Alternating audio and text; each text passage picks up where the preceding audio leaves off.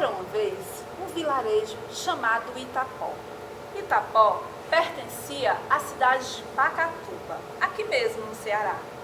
Infelizmente, Itapó, que já trazia na sua arquitetura prédios datados do século XIX, foi totalmente inundada pelas águas do Pacuti-Riachão, com o objetivo de abastecer melhor a capacidade de água para a Fortaleza. Itaixinga, nessa época, também fazia parte de Pacatuba. E quando Itaixinga passou a cidade, Itapó pertenceria a Itaixinga. Os mais velhos dizem que seria o contrário, que Itaixinga pertenceria a Itapó. Isso não teremos como saber, mas as muitas histórias vividas por Itapó, essas jamais serão esquecidas, graças a um jovem fotógrafo chamado Oséias Targino, que com sua sensibilidade de artista e escritor, registrou essas histórias vividas e contadas pelo nosso povo. E quero aqui fazer ecoar uma dessas histórias. Então, com vocês, um brinde a quem vive. Certo dia, Itapó acordou com um cortejo fúnebre que seguia normalmente. Muita tristeza, ao som do inconsolável choro, alguns melancólicos, outros desolados. Assim me contaram. O defunto era transportado em uma rede. Os homens que o transportavam faziam a sua condução até o cemitério. Pendurado numa rede de angico, o defunto agora fazia a sua última viagem. A causa da morte ninguém sabia. Havia várias versões, mas de certo mesmo ninguém sabia, a não ser que tinha acontecido no alvorecer daquele dia. O cortejo seguia triste, todos rezando para aquela alma que voltaria ao pó. À tarde, os familiares, amigos e parentes já se preparavam para as últimas homenagens ao defunto. Foi aí que chegou uma pessoa e começou a examinar o cadáver meticulosamente.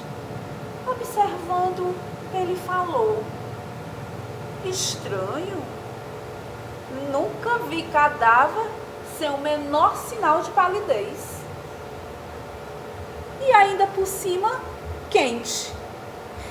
Cessem esse enterro, este homem vive. Gente, começou um burburinho, muitos olhares. E diante daquela incerteza, a fé se reacendeu, claro. Então a família decidiu permanecer ali mesmo com o corpo, debaixo de uma cajazeira que ficava nas dependências do cemitério, esperando ver se tinha alguma manifestação de que realmente ele estivesse vivo. E olhe que não durou muito, viu? Em menos de 2 horas, o corpo começou a se mexer e, de repente, levanta-se. O burburinho começou novamente. As pessoas eram tão aperreadas que tropeçavam umas com as outras. No aperreio, um tropeça e cai na cova destinada àquele que agora estava de pé. Os descrentes começaram a se benzer. As beatas, agarradas aos seus terços, beijavam os crucifixos. Foi um corre-corre danado. Mas depois tudo se acalmou e a felicidade começou a voltar. Lá perto do cemitério tinha um comércio que também serviu de palco para essa história. Todos foram para lá. E mais chegavam gente que não estava participando do velório. Todos queriam saber como que tinha se a suceder aquela história. Afinal, o homem tinha voltado da cidade dos pés juntos. Então ele levantou no meio daquela aglomeração, ergueu um copo com uma dose de pinga e falou: cachaça pros homens e rede pras mulheres, que hoje é tudo por minha conta.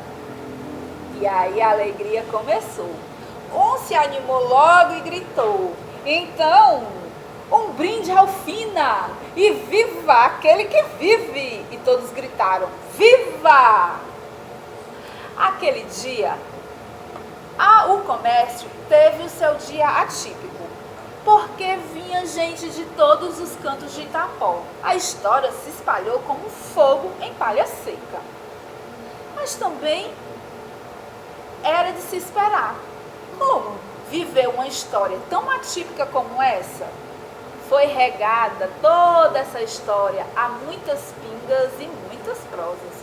Rendeu muita história para os netos, para os filhos. E até hoje se fala dessas histórias de Itapó. O certo é que aquele dia que começou melancólico, terminou, foi numa felicidade só. Então, viva! Viva aquele que vive! E Deus seja louvado, conto terminado.